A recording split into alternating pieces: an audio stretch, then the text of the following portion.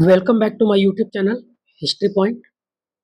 आज का जो हम लोगों का इस प्रैक्टिस सेट का टॉपिक है वो ब्रिटिश भारत में हुए किसान आंदोलनों से संबंधित है। ठीक है, तो उसमें हम लोगों का आज का पहला प्रश्न है कि निम्न में से किस आंदोलन का नारा था अमेरिकन मॉडल को अरब सागर में फेंक दो। तो पुनप्रा वायलर किसान आंदोलन जो कि त्रावणकोर में घटित हुआ, और इस आंदोलन में आप देखेंगे तो त्रावणकोर के दीवान सीपी रामास्वामी अय्यर का योगदान था।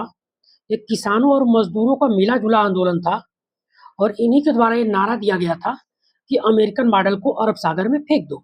और इसी आंदोलन के चलते आप लोग देखेंगे कि आगे चल के त्रावणकोर का भारत में क्या हो जाता है, विलय हो जाता है। और ये आंदोलन जो है 1946 में हुआ।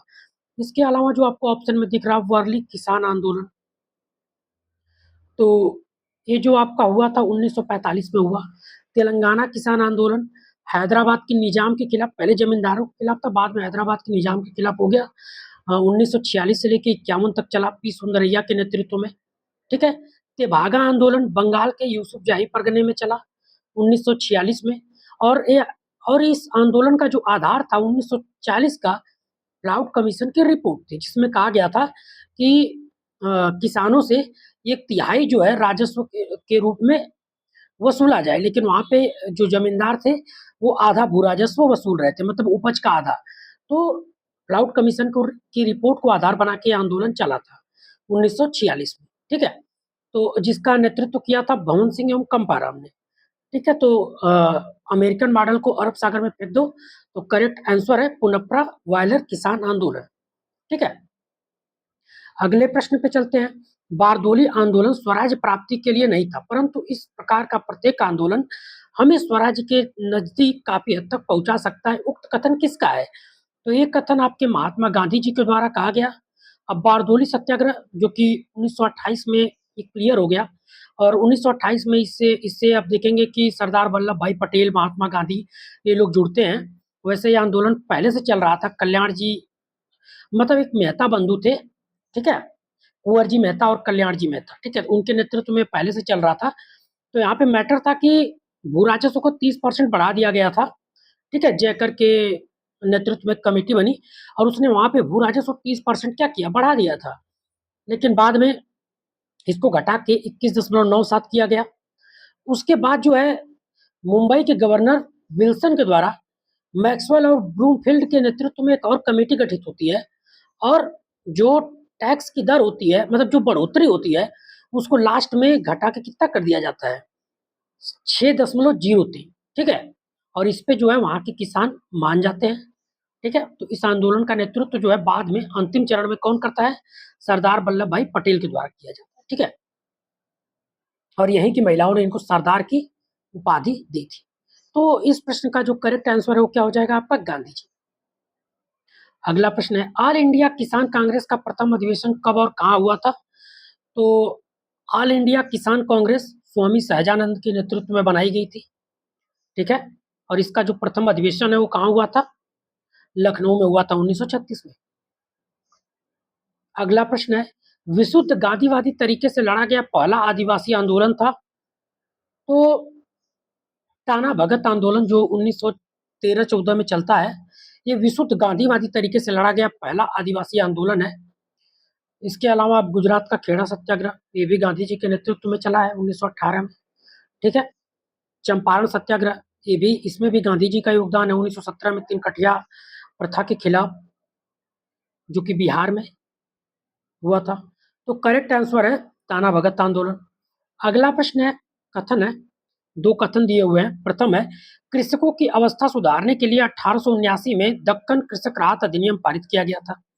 कथन दो है अधिनियम द्वारा यह नियम बनाया गया कि ऋण ना अदा करने पर किसान की जमीन नहीं हड़पी जा सकती और उन्हें जेल नहीं भेजा जा सकता। तो ये दोनों कथन सही है। ठीक है, और व्याख्या भी सही है। अगला प्रश्न है खेड़ा में लगान कर नहीं देने का सर्वप्रथम नारा किसने दिया? तो जुड़े हुए तो खेड़ा आंदोलन से ये सारे लोग, ठीक है, कहीं ना कहीं, लेकिन सॉरी, सरदार वल्लभ भाई पटेल इससे नहीं जुड़े हुए हैं, बाकी सारे लोग हैं। तो मोहनलाल पांड्या के द्वारा सबसे पहले जो है ये नारा दिया गया था। अगला प्रश्न है, तेभागा आंदोलन का नेतृत्व निम्नलिखित में से किसने किया? तो मैंने आपको जब फर्स्ट क्वेश्चन को एक्सप्लेन में कर रहा था तभी मैंने आपको बताया था कि कंपारामो भवन सिंह ने किया, जो कि 1946 में हुआ था, प्लाउट कमीशन की रिपोर्ट को आधार बना के, जहां पर कहा जा रहा था कि हम एक तिहाई टैक्स के रूप में देना चाहते हैं, जबकि इनसे वसूला कितना जा रहा था? तो इनसे वसूला जा रहा था आपका आधा, भू राजस्व का आधा, ठीक है, जितना उत्पादन हो रहा था, सॉरी भू राजस्व मैंने बोल दिया, उत्पादन का आधा भू राजस्व के रूप में वसूला जा रहा था, ठीक है। अगला प्रश्न है, दो कथन है, अमृत बाजार पत्रिका ने पावना आंदोलन का विरोध किया, ठीक है, और अमृत बाजार पत्रिका जमींदारों का समर्थक थी। तो ये दोनों कथन सही है, ठीक है। जमींदारों के समर्थक है तो जाहिर सी बात है कि आंदोलन का क्या करेगी? विरोध करेगी। तो दोनों कथन सही है, ठीक है, और व्याख्या भी सही, ठीक है। अगला प्रश्न है, कौन से सत्याग्रह आंदोलन के सफल नेतृत्व के बाद रविन्द्रनाथ टैगोर ने गांधी जी को महात्मा कहा था? तो चंपारण सत्याग्रह के बाद, जो कि 1917 में हुआ बिहार में, उसके बाद इनको जो है रविन्द्रनाथ टैगोर के द्वारा महात्मा कह के संबोधित किया गया था। हालांकि इनको महात्मा इससे पहले अफ्रीका में भी कहा जा चुका था, लेकिन इसको लोकप्रिय किसने बनाया? रविन्द्रनाथ टैगोर ने बनाया, ठीक है। अगला प्रश्न है, खेड़ा आंदोलन की प्रमुख मांग क्या थी? तो मांग यही थी कि फसल बर्बादी होने के कारण किसानों द्वारा करों की माफी की मांग की जा रही थी, ठीक है। अगला प्रश्न है, निम्नलिखित में से किसने यह कहा किसानों को सिर्फ विदेशी शासन एवं शोषकों से मुक्ति नहीं चाहिए, बल्कि उन्हें जमींदारों एवं पूंजीपतियों से भी मुक्ति चाहिए? तो ये कथन आपके भगत सिंह के द्वारा कहा गया है, ठीक है। अगला प्रश्न है, पावना विद्रोह की जांच के लिए नियुक्त आयोग की सिफारिश के आधार पर बंगाल काश्तकारी अधिनियम कब पारित हुआ था? तो देखिए, दक्कन कृषक राहत अधिनियम 1879 में पारित हुआ है, और बंगाल काश्तकारी अधिनियम जो है 1885 में पारित हुआ है, ठीक है, पावना विद्रोह की जांच के लिए। जब पावना विद्रोह वहां पे 1873 से 76 के बीच में चलता है, और उसी की जांच के लिए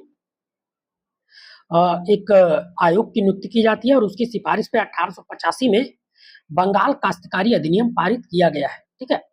अगला प्रश्न है, वर्ली किसान आंदोलन किस वर्ष हुआ था? तो 1945 में हुआ था, ठीक है। देखेंगे तो इसमें गोदावरी पारुसलेकर वगैरह शामिल है, जो कि बाहरी नेता है, लेकिन जो वर्ली की आदिम जनजातियां हैं उनको सपोर्ट कर रही हैं, और ये जमींदारों और साहूकारों के खिलाफ ये आंदोलन हुआ था 1945 में। वर्ली आपके महाराष्ट्र में पड़ता है, ठीक है, तो करेक्ट आंसर क्या हो जाएगा इसका? 1945।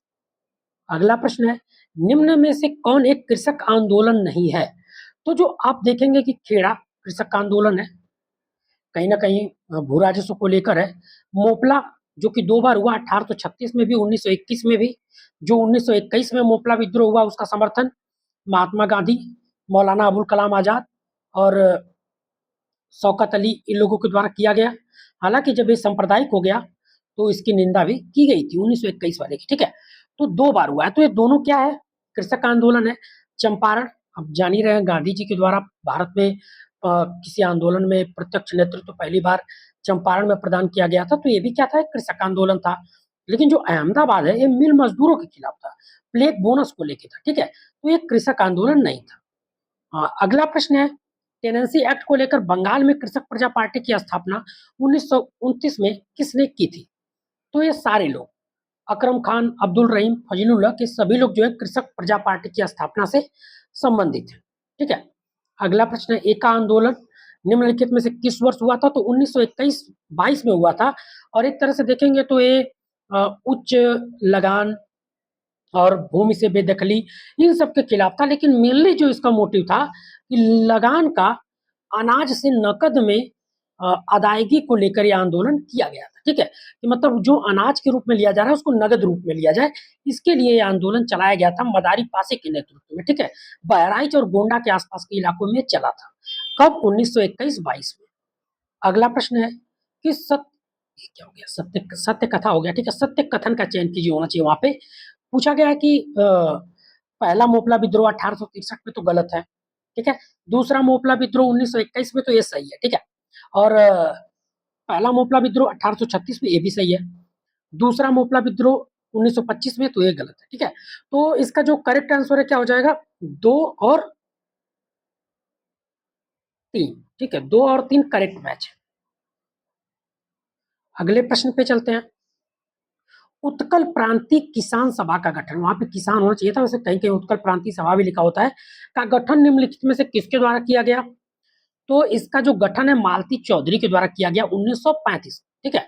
बाकी स्वामी सहजानंद जो है, अब देखेंगे कि तो बंगाल, सॉरी, बिहार प्रांतीय कृषक सभा, ठीक है, किसान सभा से जुड़े हुए हैं। उसके बाद ऑल इंडिया किसान सभा 1936 की स्थापना से जुड़े हुए हैं। बाबा रामचंद्र जो है एक मराठी है, जो कि फिजी में कुछ दिन मजदूरी भी करके आए हैं, बाद में उत्तर प्रदेश में आते हैं, उत्तर प्रदेश किसान सभा से जुड़ते हैं, जिसकी जो स्थापना है गौरीशंकर मिश्र और मदन मोहन मालवीय के द्वारा की गई थी। बाद में बाबा रामचंद्र क्या करते हैं कि अपना एक अवध किसान सभा बनाते हैं 1920 में, ठीक है। और जैसा गौरीशंकर मिश्रा का मैंने बताया, ये उत्तर प्रदेश किसान सभा से जुड़े हुए थे, जिसकी स्थापना 1918 में हुई थी, और मालती चौधरी के द्वारा उत्कल प्रांतीय किसान सभा की स्थापना 1935 में की गई, ठीक है। अगला प्रश्न है, निम्न में से किस विद्रोह के किसानों ने कहा हम महारानी और सिर्फ महारानी के रैयत होना चाहते हैं। तो ये बात कही थी पावना किसान आंदोलन, ठीक है, जो यूसुफ जाही परगने में हुआ था बंगाल के, वहां पर किसानों ने कही थी, ठीक है। ये जमींदारों के खिलाफ था, ना कि ब्रिटिश गवर्नमेंट के खिलाफ, और उन्होंने इसके लिए नारा दिया कि हम महारानी और सिर्फ महारानी की रैयत होना चाहते हैं। और आप लोग देखेंगे कि इसी को आधार बना के आगे चल के सॉरी आगे चल के बंगाल काश्तकारी अधिनियम 1885 में पारित होता है, ठीक है। बाकी जो मोपला विद्रोह के बारे में मैंने आपको बताया, खेड़ा किसान आंदोलन के बारे में बताया, जो मैसूर किसान विद्रोह है, 1831 में मैसूर के नगर नामक स्थान पे हो रहा है, जिसमें छोटे किसान और छोटे मोटे जो प्रशासनिक अधिकारी हैं, जो राजा हैं, वो भी कहीं ना कहीं इसका समर्थन कर रहे हैं।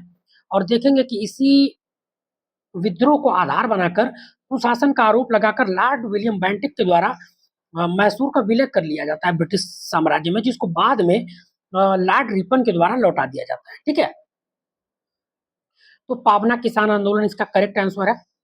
अगला प्रश्न है, निम्न में से किस महान व्यक्तित्व को किसानों के प्रति समर्पित सेवाओं के कारण किसान प्राण के नाम से जाना जाता है। तो स्वामी सहजानंद को जो है किसान प्राण के नाम से भी जाना जाता है। अगला प्रश्न है, महात्मा गांधी द्वारा भारत में चलाया गया प्रथम वास्तविक किसान सत्याग्रह था। तो एका आंदोलन मदारी पासी के द्वारा चलाया गया। बारदोली सत्याग्रह कुंवर जी कल्याण जी मेहता, बाद में सरदार वल्लभ भाई पटेल और महात्मा गांधी भी इससे जुड़े, ठीक है। चंपारण सत्याग्रह भी गांधी जी के द्वारा इसको अंतिम रूप प्रदान किया गया, ठीक है, ये भी उससे जुड़े। और खेड़ा सत्याग्रह को कहा जाता है कि महात्मा गांधी द्वारा भारत में चलाया गया प्रथम वास्तविक सत्याग्रह था, जो फरवरी मार्च 1918 में हुआ था, ठीक है। अगला प्रश्न है, नील दर्पण में निम्न में से किसका सजीव वर्णन मिलता है। तो नील उत्पादक किसानों की करुण दशा के बारे में इसमें बताया गया है, ठीक है। और ये दीनबंधु मित्रा के द्वारा लिखा गया नाटक है, ठीक है। अगला प्रश्न है, निम्न में से किस आयोग की सिफारिश के आधार पर भारतीय अकाल संहिता का निर्माण हुआ। तो जब अकाल संहिता के निर्माण की बात की जाती है, तो स्ट्रेची आयोग 1880 के आधार पर 1883 में रिपन के समय में जो है एक अकाल संहिता का निर्माण हुआ था। और ये जो आपका स्ट्रेची आयोग है, लिटन के समय में 1880 में बनता है। इसके अलावा हम लोग अकाल जो कमीशन बने उनके बारे में जान लेते हैं। तो सबसे पहले 1860-61 में स्मिथ आयोग बना कैनिंग के समय में। 1800 फिर 66-67 में कैंपबेल आयोग बना लॉरेंस के समय में, ठीक है। उसके बाद 1880 में बना आपका स्ट्रेची आयोग। 1897 में बना लायल आयोग एल्गिन द्वितीय के समय में, लॉर्ड एल्गिन द्वितीय के समय में। और 1900 में बना मैकडोनल आयोग कर्जन के समय में। और 1943 में बना उडहेड आयोग, ठीक है। तो करेक्ट आंसर है स्ट्रेची आयोग। अगला प्रश्न है, बंगाल का तेभागा आंदोलन मूलतः संबंधित है, ठीक है।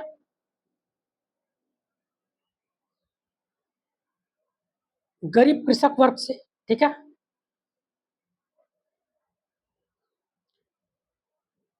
अगला प्रश्न है, अवध किसान सभा की स्थापना किसने की थी। तो अवध किसान सभा की स्थापना जो है बाबा रामचंद्र के द्वारा की गई। एनजी रंगा के द्वारा आंध्र रैयत किसान सभा या सॉरी आंध्र रैयत किसान सभा की स्थापना की गई थी। ठीक है, 1928 में। मैं नाम हो सकता है वो कंफ्यूज हूँ, लेकिन एनजी रंगा के द्वारा आंध्र रैयत सभा नाम से एक किसान आंदोलन की किसान संगठन की स्थापना 1928 में की गई थी। आप लोग आगे चल के देखेंगे तो स्वामी सहजानंद के द्वारा जो अखिल भारतीय किसान सभा की स्थापना होती है, उससे भी एनजी रंगा जुड़े हुए हैं। ठीक है, तो इसका जो करेक्ट आंसर है वो बाबा रामचंद्र होगा। ठीक है, अगला प्रश्न है, पंजाब भूमि हस्तांतरण अधिनियम किस वर्ष पारित हुआ है? तो ये बहुत बार एग्जाम में पूछा गया है, तो आप लोग बस याद रखिएगा कि 1900 में जो है ये अधिनियम पारित किया गया। ठीक है, अगला प्रश्न है, मोपला कौन थे?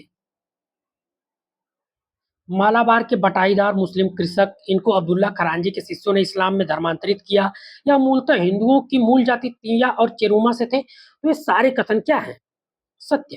ठीक है, अगला प्रश्न है, अवध में एका आंदोलन का प्रमुख उद्देश्य निम्नलिखित में से क्या था? तो मैंने आपको पहले ही बताया कि लगान का नगद में परिवर्तन चाहते थे। भू राजस्व जो था वसूला जा रहा था, उसको अनाज के रूप में ना देकर नगद में उसका क्या चाहते थे? परिवर्तन चाहते थे।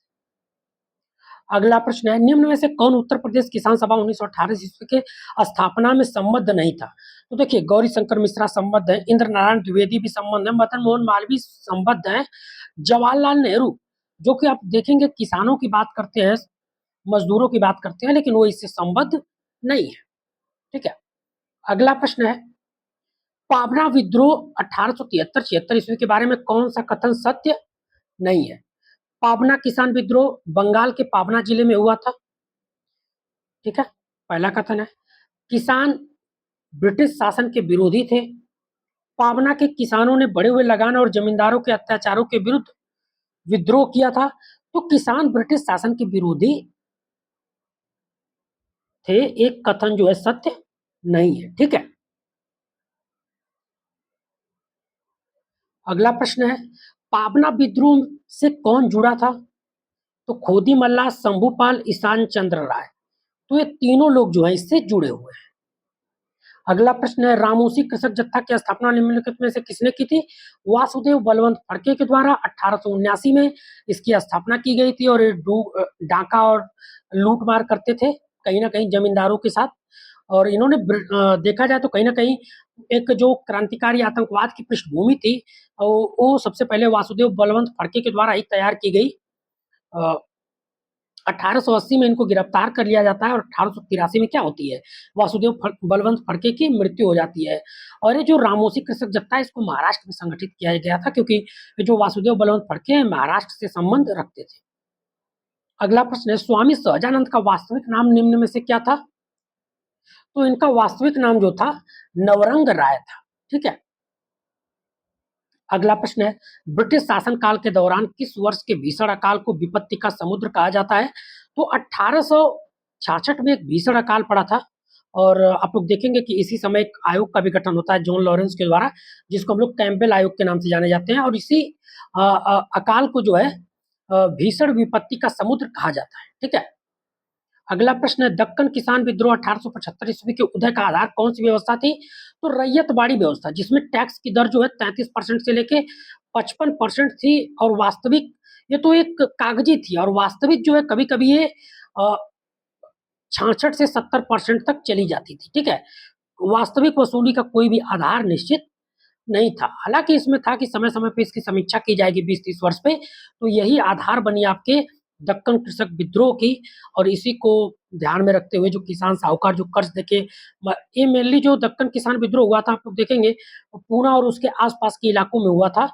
और आगे चलकर इस किसानों को राहत देने के लिए 1879 में दक्कन कृषक राहत अधिनियम पारित किया गया, कि किसी भी किसान को अगर वो टैक्स नहीं दे पाता, और अगर कोई समस्या आती है, तो उसकी जमीन नहीं हड़पी जा सकती, ना उसको जेल भेजा जा सकता। ठीक है, अगला प्रश्न है, ब्रिटिश कंपनी के शासनकाल में सर्वप्रथम 1769 से 1770 ईस्वी में कहां पर भीषण अकाल पड़ा था? तो बंगाल में पड़ा था। आप लोग देखेंगे कि द्वैत शासन का समय है, जो 1775 से लेके 1765 से लेके 72 तक चलता है। ठीक है।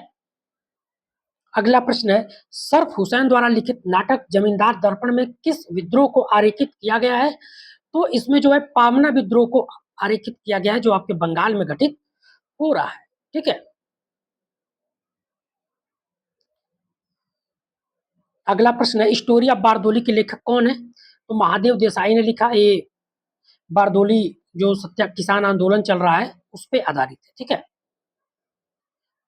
अगला प्रश्न है, तेलंगाना किसान आंदोलन शुरुआती दौर में तेलंगाना के जमींदारों के खिलाफ था, परंतु बाद में हैदराबाद के निजाम के खिलाफ भी हो गया। इस आंदोलन का नेतृत्व निम्नलिखित में से किसके हाथों में था? तो कम्युनिस्ट पार्टी ऑफ इंडिया के एक सदस्य थे पी सुंदरैया, उनके हाथ में था इसका नेतृत्व। ठीक है। अगला प्रश्न है, 1920 ईस्वी के दशक में कृषक व असहयोग आंदोलन के शक्तिशाली होने का समान कारण क्या था? हिंदू मुस्लिम एकता, कृषि विरोधी ब्रिटिश कानून, आर्थिक संकट, सामाजिक कुप्रथाओं के विरुद्ध विद्रोह।